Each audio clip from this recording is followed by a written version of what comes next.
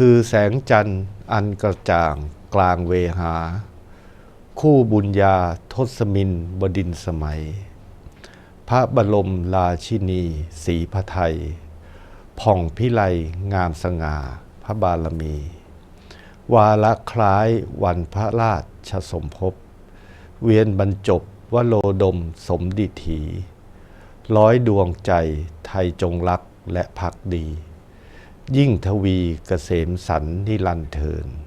ด้วยเกล้าด้วยกระหม่อมข้าพระพุทธเจ้านายชาญชัยสอนศรีวิชัยผู้ว่าราชการจังหวัดยโสธร